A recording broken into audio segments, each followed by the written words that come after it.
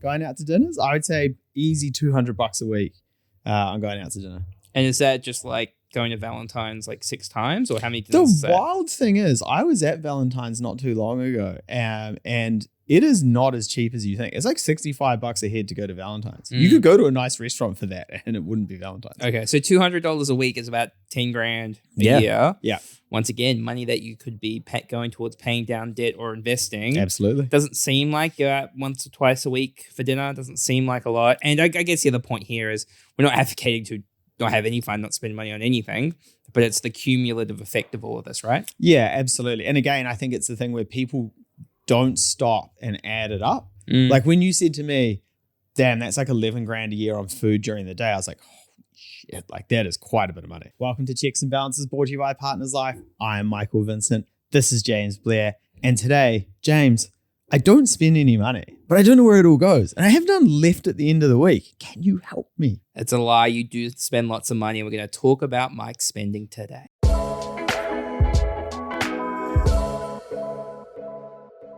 Right, we're going to talk about 5 things that are draining my bank account. They're probably the same things that are draining your bank account. Let's see how it goes. When we talk about financial planning, people like to talk about, buying investment properties, starting businesses, investing into shares.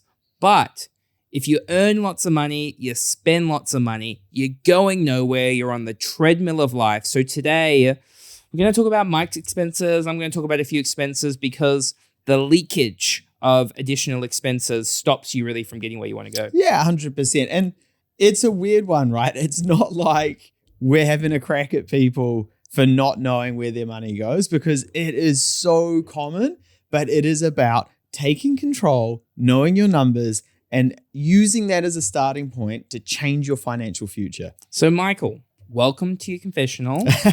Don't worry, none of this is being recorded. You're in a safe place. This is not a safe space. It's a judgmental space. It is. Yeah. Put in the comments if you're going to judge Mike. So, Mike, where is your leakage? The big one is food. Like I eat a lot of food. How many times a day would you buy something when you're at work? Oh, a number of times. Whoa, 1, 2, 3, 4 to 5 times. Okay. And what are the usual, what is the typical thing you would buy and how much does it cost? First thing in the morning, I have an iced mocha and a ham brioche from Stolen Summer. And how much will that roughly be? That's like $13. Yep. And then I'll have either like some breakfast when I'm in here, or I'll go get something for breakfast. And that's Wait, probably was that not you eat breakfast just then? No. That's just walking to work Little up High snack. Street. Yeah, just to like kickstart you, Danish to put you through the floor. And then I'll probably have like something for breakfast at like maybe like 9:30, 10ish. And sorry, are you having that here or are you? Well, if I have it here, I've been doing like the salmon bagels things, Mm. which are amazing, but I feel like they're more expensive. I could just go buy them for cheaper than making You're them. eating freaking salmon. So if you go out and get something, yeah, it's probably like 15. 15, and what's the go-to? There is no real go-to for a mid-morning breakfast to me. It's like it's just like a brioche or I don't know, something. Yeah. And then midday, like 12, I'll get like a lunch. So like, I don't know, like some Japanese for lunch usually. And then in the afternoon, I'll get some sushi at like 3:30ish. Yeah. So like 4 as usual. Yeah. That's probably $50 a day. It's at least $50 a day. Okay. And that's assuming that I don't like that it's not a hungry day. Yeah. Mike does consume a ridiculous amount of calories. You might look at him and go, that's a guy who is really on top of his diet. I can promise you that's just absolute luck. Yeah. Which, we're all hating him for. So $50 a day on food, like nonchalant in the office. Yeah. 5 days a week. That's $250. Yeah. Yeah. I would say easy 250. Yeah.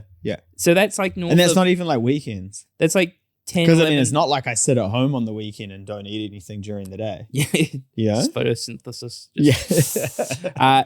That's probably like $11,000 a year. Yeah. Yeah. I would say it's 11 grand a year. Easy. More probably. Yeah. Okay. That's just daytime food. I did not think this would stress me out as much. So, Mike, while I'm incredibly disappointed in you, I think the learning there is, you spend $13, $10. You don't think it's going to impact your future. You don't think it's going to stop you from paying down your mortgage, getting that next investment property, working towards financial freedom, whatever it might be. But obviously, we start to tally those up, right? 11 grand a year is scary. Mhm. Yeah. I mean, and the thing is, you may not be eating 4 times a day like I am. However, if you're eating out during the day every meal, it's still going to add up. Before we move on, we talk all the time about planning and growing our wealth, but protecting that wealth is just as important. That's why having the right insurance in place can help when life goes unexpectedly. And that's why this episode is brought to you by Partners Life, a New Zealand operated award-winning insurance provider with over 300,000 Kiwis insured and 89% of claims paid. Partners Life understand that having some insurance is better than having no insurance. They have flexible and personalized solutions for any budget or situation. Check out their website in our show notes below. So point number 2, or the second thing that's draining my bank account, is probably dinners. Going out to dinners. I would say easy $200 a week on going out to dinner. And is that just like going to Valentine's like 6 times, or how many dinners is The that? wild thing is, I was at Valentine's not too long ago, and it is not as cheap as you think. It's like $65 a head to go to Valentine's. You could go to a nice restaurant for that, and it wouldn't be Valentine's. Okay, so $200 a week is about 10 grand a Yeah. year. Yeah. Once again, money that you could be going towards paying down debt or investing. Absolutely. Doesn't seem like you're out once or twice a week for dinner. Doesn't seem like a lot. And I guess the other point here is we're not advocating to not have any fun, not spend money on anything, but it's the cumulative effect of all of this, right? Yeah, absolutely. And again, I think it's the thing where people don't stop and add it up. Like when you said to me, damn, that's like 11 grand a year on food during the day, I was like, holy shit, like that is quite a bit of money. Yeah.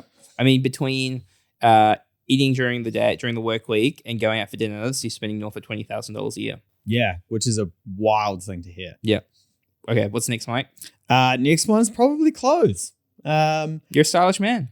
But this one like trickles in, like I feel like if I say like, oh, it's $100 a week or something like that, it doesn't seem like it, because it's not like you're spending $100 regularly every week, but you do like a shop, and then when you average it out, you're like, damn, that adds up. Yeah. So if you got a headline number for me, how much is? I would say it's about $100 a week. Okay, so like another $5,000 a year. Yeah. Do you? So for me, when I buy clothes, I just get everybody to give me like vouchers for like Christmas or for my birthday. Yeah. And then that like kind of chips away at it, so I don't have to spend as much. Do you do that strategy at all? Sometimes. The thing I find with the vouchers is like I get them and they're for a shop that I don't want to shop at, because I don't like a lot of my stuff I buy online from overseas. So yeah, it doesn't really work for me, to be honest. I actually think $5,000 a year for clothes probably isn't, everything is relative to someone's situation. Yeah. That number, I thought that would be probably a bigger number for you. So I don't think that's too bad. Yeah, look, I think it's one thing. Like the other thing as well is my clothes are not just like going out clothes. It's like my work clothes, right? Like, because this is basically a work uniform. I don't wear this on the weekend. Yeah. You do a lot of Zoom calls though with clients, or just a lot of phone calls. So like really just probably invest in the top half. You could just come in the maroon stubbies. Yeah. That's the full COVID look. Yeah. Cool. All right. What's the next thing, Mike? The gym. $68 a week. I mean, great ROI though, gotta say. I think the thing with the gym for me is I've been to Jets gyms that are $12 a week, or however much they are now. I've been to slightly more expensive gyms, and yes, I go to an expensive gym. You could cut the dinners for me, and I would keep the expensive gym. Yep, I get that. I just like I don't want to be at Les Mills doing bench presses. I just find it so boring. Like I just I really enjoy the gym. Yeah. You want to turn up and be told what to do. Yeah, exactly. I'm and the same. Great ROI mentally as well. Yeah. Awesome. What's the final point that you've got some money leakage? James, have you seen my forehead move once? Never. During this episode. Not since 2015. Exactly. And it ain't never gonna move. I've said it before, I'll say it again. The Botox is pretty expensive. How much is a Botox session? $400 a session. And how often you go? To be fair, it's once every 6 months, so it's actually not that bad. But it is something I could definitely do without. Yeah. I was thinking you up the numbers. I was thinking we bump that to quarterly. Okay. I mean, you add up all of those individual expenses, and it's well north of $30,000 a year, right? Yeah, absolutely. Oh, here's one that's going to be draining my bank account much more than the Botox. Braces. How much a braces? I'm getting Invisaligns. It's $3,500 up front, and then $1,000 every session for 4 sessions for 6 months. It's about $7,500 all up. That's going to be draining my bank account. Yeah. That's annoying. However, straight teeth. Yeah. And a list for 6 months. Listeners, look out for that one. That'll be interesting. Did we factor that into your budget? I'm just thinking about No, that. I don't think we did. Okay. All right. Good luck. Cool. I mean, I'm probably not as exciting with where I'm leaking money. I was thinking about things like daycare. So I spend $26,000 a year on daycare, but it's not like I get to choose. Yeah. That just is what it is. Hannah works 4 days a week instead of 5 days a week, so she can spend the day with Cooper. Yeah. So that's like a income leakage. But she also loves her Friday, so we I wouldn't. can't wait for Hannah to listen to this. Yeah. Wow. Yeah. Do you know, fun fact, when we're like out at a client event or something, Hannah will put on checks and balances, and Cooper will go, da-dee, da-dee. Really? Yeah. So absentee dad is making up with 200 episodes of a podcast. No, it's a good. So those two are probably big ones. Yeah. The Uber Eats, I know I could be. So like, I'm not a big going out for dinner guy, but I did spend like $100 on pizza the other night. But that's only like 2 sales pizzas. Yeah. Yeah. I think it's probably one these days. with Yeah, inflation. they're loco. So they're probably some of the bigger ones, like food and kids. I don't want to say kids crap, but like there's lots of stuff tied to, like, Cooper's always got a new beanie or a new jacket or a new toy. One thing I do enjoy though is, so Cooper's the only grandchild in the family. Yeah. And I'll see my dad at the gym, and he'll turn around and go, "Your stepmother's been shopping again." And I was like, "You bloody beauty," because it's less money I have to spend. So she'll go out and drop some money on like Cooper and get all this. A little country road jumper. Yeah, or something. this new kit, and all of his really nice stuff. Like other parents are like, "Oh, that's nice," and I'm just in my head, Didn't buy this. I've never paid for it. Yeah. Yeah. But and here's the interesting thing. I think like the point to round all of this off is, one, the surprising bit is not that I'm spending money, it's how much money, right? And that's the thing. It's like when you annualize the lunch one, that's the one where in my head every time I'm like, I know it's a little bit bad. I didn't know it was that bad. Yeah. You know? Because I'm just like, oh, I'm hungry. I'll just go eat. Yeah.